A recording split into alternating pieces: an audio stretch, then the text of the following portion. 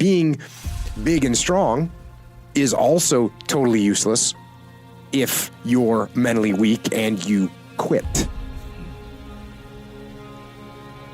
Now, being mentally strong should actually lead you to being physically strong, because if you are mentally strong, then you can work and train to become physically strong.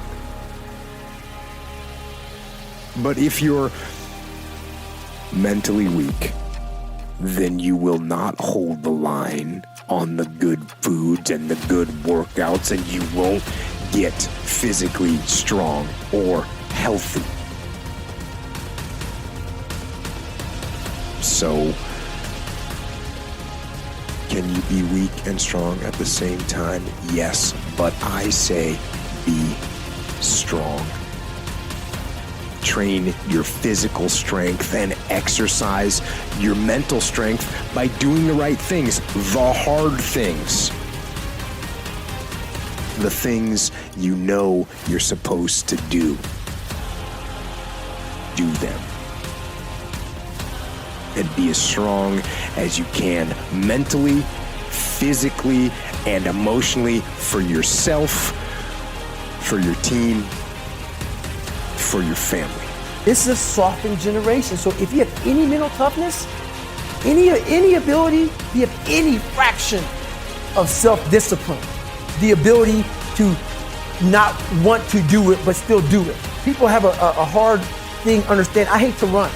And what makes me so crazy, it doesn't anymore, is people go, well, why do you run if you hate it? I don't want to take showers and eat either. I hate that too. That's life, man. It wasn't until I changed that mentality that I became somebody. I hated going to school, so guess what? I was dumb as shit. But if you can get through to doing things that you hate to do, on the other side is greatness. That's what people understand. By me running, I am callous in my mind. I'm not training for a race. I'm training for life. I'm training for the time when I get that 2 o'clock in the morning call that my mom is dead or something happens tragic in life. I don't fall apart. I'm training my mind and my body and my spirit so it's all one, so I can handle what life is going to throw at me. Because the life I've lived, it throws a whole bunch at you. Your mind has a good way of taking the path of least resistance. Whenever friction happens, friction causes growth. Whenever friction happens, that's why a lot of us don't have any growth, because when friction happens, we go the opposite direction. So in my mind, when friction happened, my mind said, oh, hey, man, let's get out of here, man.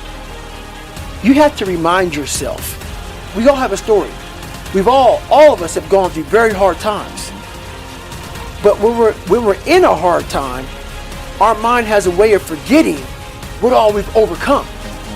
I have a way of taking 1 second when I want to quit and saying, okay, you endured this. So I look at my life and how I came up as the ultimate training ground. Versus most people look at it as, why? Woe is me. God, why? People ask me, how do I get tougher? Be tougher.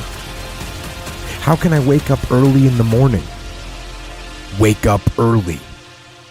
How can I work out consistently every day? Work out consistently every day. How can I stop eating sugar?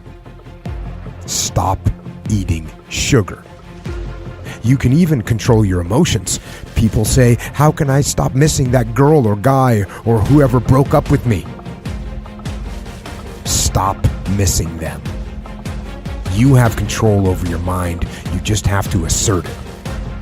You have to decide that you are going to be in control, that you are going to do what you want to do. Weakness doesn't get a vote. Laziness doesn't get a vote. Sadness doesn't get a vote. Frustration doesn't get a vote. Negativity doesn't get a vote. Your temper doesn't get a vote. So next time you are feeling weak or lazy or soft or emotional, tell those feelings they don't get a vote. You are declaring martial law on your mind control. Impose what you want on your brain. Discipline, power, positivity, will. and use that mind control to move your life where you want it to be. Stronger, faster, smarter, quicker, friendlier, more helpful, more driven. And don't let your mind control you. The mind controls everything. So what I realized was that when I was growing up and I was 300 pounds and I got all fat and I got all insecure, I realized that my mind kept taking me in this direction. When things got uncomfortable for me, when I was facing my insecurities, when I was facing my fears, my mind said, oh no, we have a tactical advantage. We need to get you, separate you from this feeling.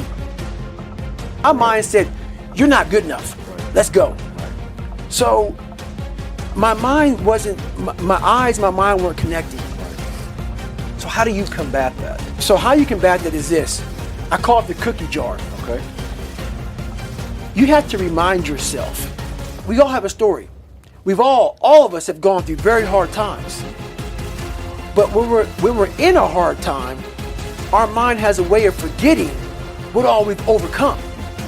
I have a way of taking 1 second when I want to quit and saying, okay, you endured this. So I look at my life and how I came up as the ultimate training ground versus most people look at it as why? Woe is me. God, why? Right, exactly. Why? Right. I had to flip this upside down and say, hang on a second. God was training me to be one of the baddest men on the planet Earth. Absolutely right. That's how this was my journey. Do you begin to realize in this moment how mentally strong you are? Yes, because those things beat me. Sure.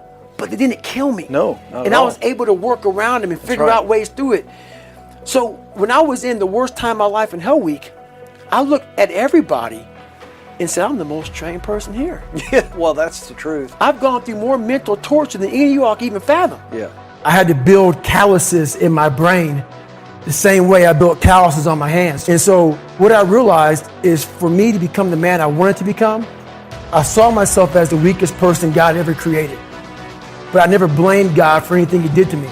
So I wanted to change that to be the hardest man ever created. Am I that? I don't know, but you had to have a goal. And my goal when I was sitting there, not going to school, being bullied, having no self-esteem, my goal was the only person that's gonna turn this person around is me. The only way I can turn it around is put myself through the worst things possible a human being can ever endure. And that'd be the only way that I can build this brain to handle anything that comes in front of it, callousing my mind.